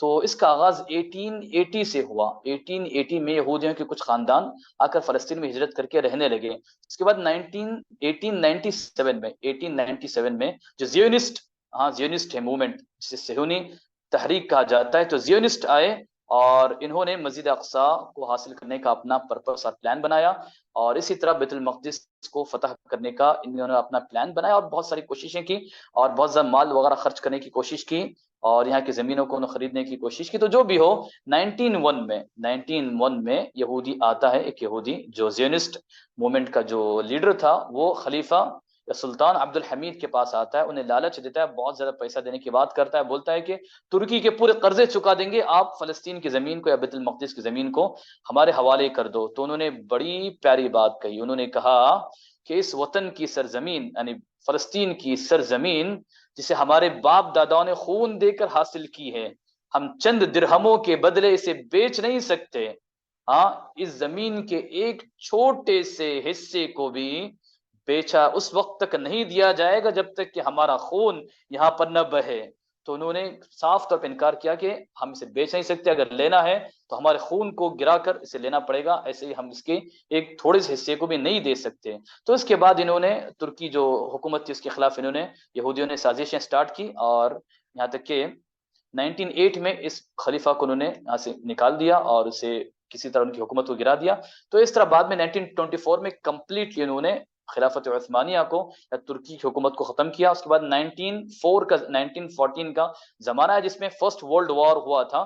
فرسٹ ورلڈ وار میں تو جو بھی ہو یہودیوں نے بڑی سازش کی، اور یہودی نے عربوں کو ترکیوں کو ایک دوسرے کے دشمن بنایا، اور ایک جگہ ان کے سپورٹ میں برٹش آیا، اور ایک جگہ جرمنی ان کے سپورٹ میں آیا۔ تو جو بھی ہو تو یہودیوں نے برٹش سے ایگریمنٹ کیا کہ ہم پورے ہمارے خزانے لا کر آپ کے پیروں میں گرا دیں گے، شرط یہ کہ آپ ہمیں بیت المقدس یا فلسطین کی زمین ہمارے حوالے کریں۔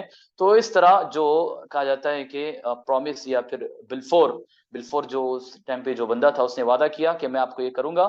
تو جو بھی چیزیں بھی کافی چیزیں چلی، اس نے بڑی پلاننگ کی، انگریزوں نے بڑی پلاننگ کی، اور پھر یہودیوں کا آہستہ آہستہ اس میں ہولڈ دیتے گئے۔ تو ایسا کرتے کرتے جو بھی تھا 1947 کی بات آئی۔ 1947 میں برٹش نے اس مسئلے کو یو این او کے سامنے پیش کیا۔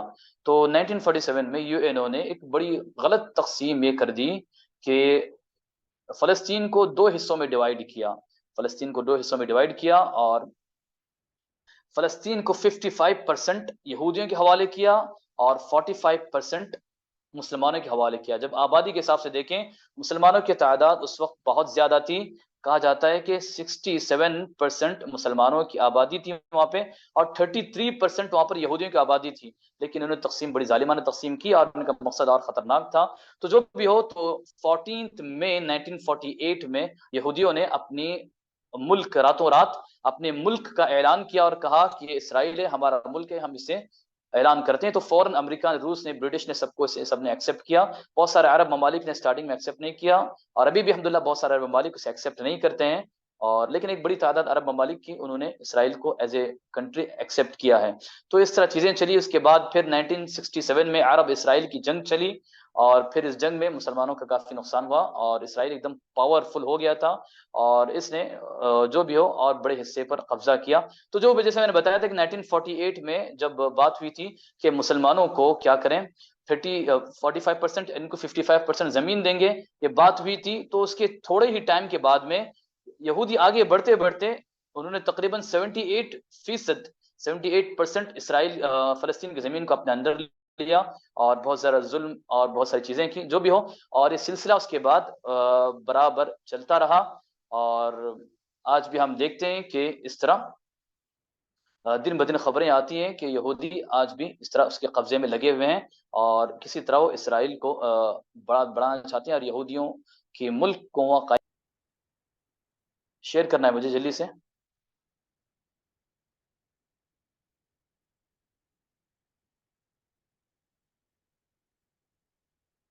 جی چلیے، ہوسٹ کلاس میں آ گئے ہیں، تو میں بھی چیزیں آپ کے سامنے شیئر کرتا ہوں، ذرا دیکھیں۔ جو میں نے باتیں بتائی آپ ذرا دیکھیں، معلوم پڑیں گی انشاءاللہ۔ جی تو دیکھیے، سب سے پہلے جو میں نے آپ کو بتایا تھا، تو یہ دیکھیے یہ کیا ہے۔ جی یہ ہے مسجد اقصی میں جامع القبلی، جہاں پر مسلمان 5 وقت کی نمازیں ادا کرتے ہیں، جمعہ ادا کرتے ہیں، اور پھر عید کی نماز ادا کرتے ہیں۔ یہ وہ جامع القبلی ہے، آپ سے دیکھ رہے ہیں، جامع القبلی جو میں نے بتایا تھا۔ اور اس کے بعد یہ دیکھیں، اسے حایۃ البراق کہا جاتا ہے۔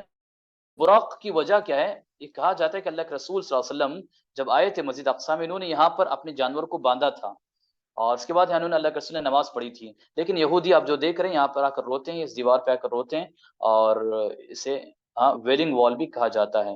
یہ دیکھیں مسجد عمر بن خطاب رضی اللہ عنہ، ایک چھوٹی سی جو عمر بن خطاب رضی اللہ عنہ کے نام سے ایک مصلی ہے جو جامع القبلی کی سائڈ میں پڑتا ہے، یہ ہوا۔ اور اس کے بعد یہ دیکھیے مینار ہیں، یہ کیا ہیں؟ 4 مینار جو میں نے بتائے تھے، یہ ایک مینار ہے، یہ اور ایک مینار ہے، یہ اور ایک مینار ہے، یہ اور ایک مینار ہے، کس کا؟ جی یہاں پر دیکھیں، آپ یہ فوٹو دیکھیں یہاں پر، جی یہ مسجد ہے अक्सा के जो डोर्स मैंने बताए थे वो डोर्स यहाँ पर हैं, आप गौर से देखें तो कि अपने गेट, डोर मतलब गेट होते हैं, तो ये डोर्स और गेट यहाँ पर मौजूद हैं जिसे आप देख रहे हैं। और इस तरह हमने और कुछ बातें पढ़ी थी वो भी शेयर करता हूँ। बारकल्लाहु फीकुम।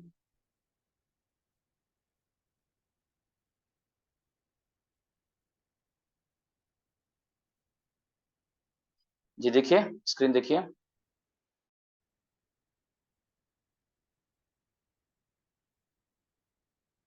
अच्छा, तो सबसे पहले ये देखिए, ये जो आप पूरा एरिया देख रहे हैं, ये पूरे का पूरा एरिया इसे मस्जिद अक्सा कहा जाता है, याद रखें उसमें।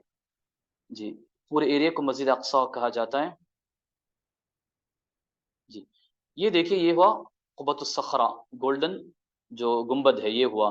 और ये जो है ना, ये आप जो देख रहे हैं, इसे अल जामिउल क़िबली कहा जाता है। ये वो जगह जहाँ मुसलमान नमाज पढ़ते हैं क़िबले की तरफ है, इसलिए इसे जामिउल क़िबली कहा जाता है। क्लियर जी। इसी तरह ये जो देखा जामिउल क़िबली जहाँ मुसलमान नमाज अदा करते हैं, ये उसके अंदर का मंजर है जामिउल क़िबली के। और ये मेंबर जो आप देख रहे हैं, ये कहा जाता है कि ये नूरुद्दीन ज़ंगी का मेंबर था, लेकिन वो तो जलकर चला गया, उसी पैटर्न पे बनाया हुआ है, लेकिन ये जगह पर उनका मेंबर रहा करता था। जी, ये देखिए, ये मस्जिद उमर जो मैंने बताया था, छोटा सा एरिया मस्जिद उमर का है, उसके अंदर का एरिया है ये। अब ये देखिए, जो मैंने आपसे बताया था फ़लस्तीन के बारे में, तो 1947 में फ़लस्तीन कैसे था, आप ज़रा गौर करें यहाँ पे।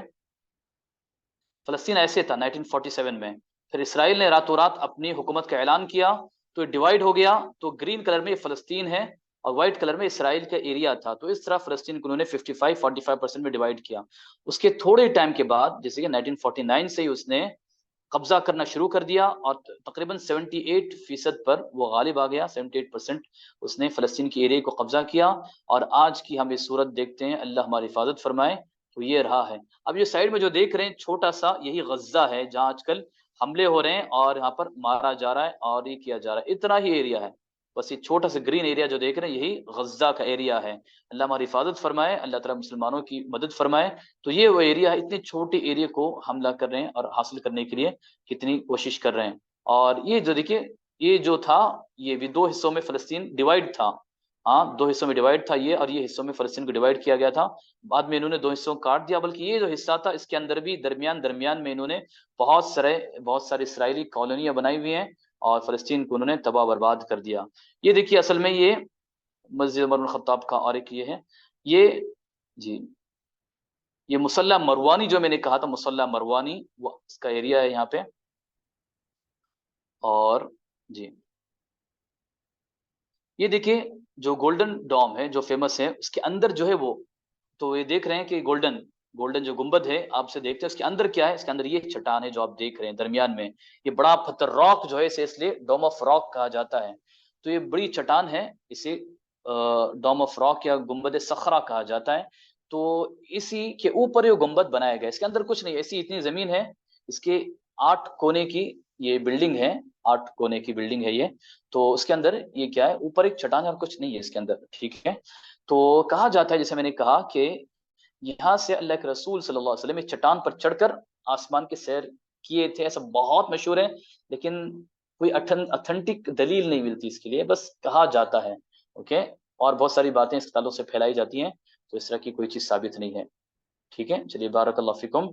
तो ये रहा मस्जिद अक्सा का और इससे रिलेटेड जो फोटोज आपने देखे। तो ये मैंने आपके आगे मुख्तसर तौर पर मस्जिद अक्सा की तारीख और मस्जिद अक्सा के बारे में बताया। और आहिस्ता आहिस्ता यहूदियों ने हिजरत करके मस्जिद अक्सा में आबाद होने की उन्होंने कोशिश की और इस तरह उसे तबाह बर्बाद कर दिया। देखिए, आजकल जो सूरत हाल चल रही है हमले की, तो बड़ी अफसोस की बात है कि इसराइल दिन ब दिन फ़लस्तीनियों के ज़मीन पर कब्ज़ा करने के लिए और उसे तबाह बर्बाद करने के लिए जुल्म व सितम ढाते जाता है। देखिए, इससे पहले मैंने जो बताया था आपको कि मस्जिद अक़सा के ताल्लुक से ने भी यहूदियों ने बड़ी-बड़ी कोशिशें की, उसे उन्होंने अंदर से खोद कर खोखला कर दिया था, ताकि मस्जिद अक़सा किसी भी टाइम पर गिर जाए। आपको मालूम होना चाहिए, मस्जिद अक़सा में उन्होंने आग लगाई, बहुत सारी जगह मुसलमान नमाज़ पढ़ने वालों पर फायरिंग की और बहुत सारी चीज़ें उन्होंने मुसलमानों के खिलाफ जुल्म और सितम ढाए और ब्लास्ट किए, और बहुत सारे ब्लास्ट करने आरडीएक्स वगैरह लेकर अंदर घुस गए। बहुत सारी चीज़ें थी, बहुत टाइम से टाइम उन्होंने मस्जिद अक़सा को नुकसान पहुँचाने के काम किया है। उनका मानना ये कि हम पूरी मस्जिद को गिरा कर वहां पर سلیمان علیہ السلام نے جو عبادت خانہ بنایا تھا، اس عبادت خانے کو واپس ہم بنائیں گے، تو اس چکر میں کرتے ہیں. اسپیشلی انہوں نے مسجد اقصی کے نیچے حصے میں بہت کھوکھلا کر دیا ہے اسے. مقصد یہ کہ کہیں زلزلہ آ جائے یا کوئی حادثہ ہو جائے فوراً مسجد خود بخود گر جائے. یہ پلاننگ ہے اور انہوں نے باقاعدہ اس کے لیے کام کیا اور کام کر رہے ہیں، اور ان کے لیے بڑی بڑی مشینیں بھی ہیں، اور لوگوں کو اویئرنیس، اپنے لوگوں کو اس پر بھڑکاتے بھی ہیں اور تیار بھی کرتے ہیں. اور حالیہ دنوں میں جو ہو رہا ہے، اللہ اس کی حفاظت فرمائے، کوئی نیا نہیں، اس سال بھی ہوا، لاسٹ ایئر بھی ہوا تھا، اور اس سے پہلے 2017 میں بھی، اور الگ الگ ٹائم پر بھی، اور اسپیشلی 2000 کے اندر بھی بہت بڑا حادثہ ہوا تھا.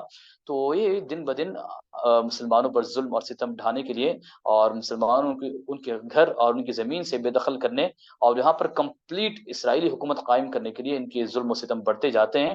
تو اس پر یہ بات یہ ہے کہ ہم اس تعلق سے کیا کر سکتے ہیں. تو ہمارے کرنے کا کام یہ ہے کہ ہم اتنے دور بیٹھ کر سب سے پہلے ان کے حق میں دعائیں کریں. دعا کوئی معمولی ہے. لوگ کافی ناراض ہو جاتے ہیں، بولتے ہیں کیا دعا، دعا کیا، دعا ہی بڑی اہم چیز ہے. اور ہم یہاں دور بیٹھ کر ان کے حق میں دعائیں کریں.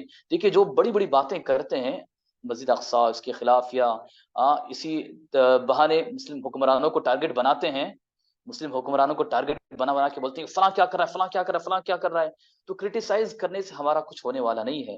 ہمارے کرنے کا کام دعا ہے. ہم کرٹیسائز کریں گے، فلاں کو گالی دیں گے، فلاں کو یہ کریں گے وہ کریں گے، اس سے کچھ ہونے والا تو نہیں، بلکہ ہماری زبان ہی خراب ہوگی اور ہمارا کیریکٹر اس میں خراب ہوگا. تو ہمیں جو کرنے کی کام ہے ان کے حق میں دعائیں کریں. کبھی جو کرٹیسائز کرنے والے، بڑی بڑی باتیں کرنے والے، کبھی ان سے پوچھیں کیا انہوں نے کبھی اکیلے میں مسجد اقصی کے لیے مسلمانوں کے لیے دعائیں کی ہیں. تو ایسا نہیں ہوتا.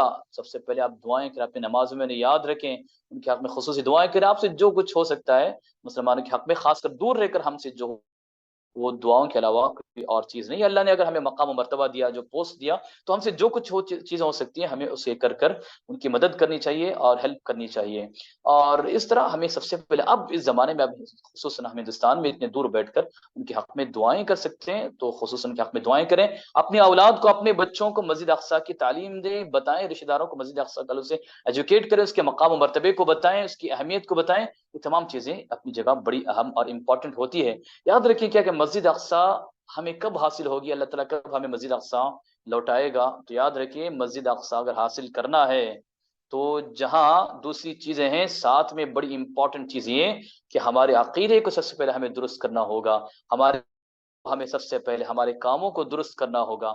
جب یہ سب چیزیں ہوں گی تب انشاءاللہ اللہ تعالیٰ ہمارے لیے آسانی کرے گا، اور مسجد اقصی کو اللہ تعالیٰ ہمارے لیے واپس لوٹائے گا. اور بھی بہت سارے کام ہیں، لیکن سب سے پہلے ہمارے عقیدے کو توحید ہمارے اندر ہونی چاہیے، شرک ہم سے دور ہونا چاہیے، سنت کی محبت ہمارے اندر ہونی چاہیے، سنت پر عمل ہونا چاہیے، اور اللہ کے شریعت پر عمل کرنا چاہیے. اس کے بعد دوسرے اسباب ہیں، ان سب کو اختیار کر کے جب ہم کوشش کریں گے تو انشاءاللہ اللہ تعالیٰ مسجد اقصی کو واپس ہمارے لیے لوٹا دے گا. اللہ سے دعا ہے کہ اللہ تعالیٰ مسجد اقصی کو ظالموں کے ظلم سے آزاد کر دے. اللہ تعالیٰ مسجد اقصی پر اپنی رحمتیں برسائیں. اللہ تعالیٰ ہمیں بھی اس کی برکتوں کو حاصل کرنے والا بنائیں.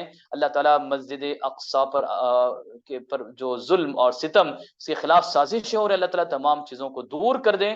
اللہ تعالیٰ ہم تمام کو مسجد اقصی میں زندگی میں ایک مرتبہ نماز ادا کرنے کا اللہ تعالیٰ ہمیں موقع دے. اللہ تعالیٰ مسجد کو آزاد، اس کی شان و شوکت کو ویسے لوٹائے جیسے صحابہ کرام کے زمانے میں اس کی شان و شوکت تھی. اللہ تعالیٰ ہماری دعاؤں کو قبول فرمائے. اللہ تعالیٰ ہمیں صحیح عقیدہ اور سنت پر چلنے والا بنائے. اللہ تعالیٰ ہمیں نیک توفیق عطا فرمائے. اللہ تعالیٰ ہمیں سچا پکا مسلمان بن کر ایک اللہ کی عبادت کرنے والا بنائے. اللہ تعالیٰ ہمارے بھائیوں کی تکلیفوں کو، ان کی پریشانیوں کو دور کر دے. اللہ تعالیٰ ان کے لیے آسانیاں پیدا کر دے. اللہ تعالیٰ ظالموں کو نیست نابود کر دے. اللہ تعالیٰ ظالموں کی سازشوں کو ان کے خلاف کر دے. اللہ تعالیٰ اپنے فضل و کرم سے اس امت پر اپنی رحمتیں برسائے، اور خصوصاً مسجد اقصی کو آزاد کر دے. آمین. وآخر دعوانا ان الحمد للہ رب العالمین. والسلام علیکم ورحمۃ اللہ وبرکاتہ.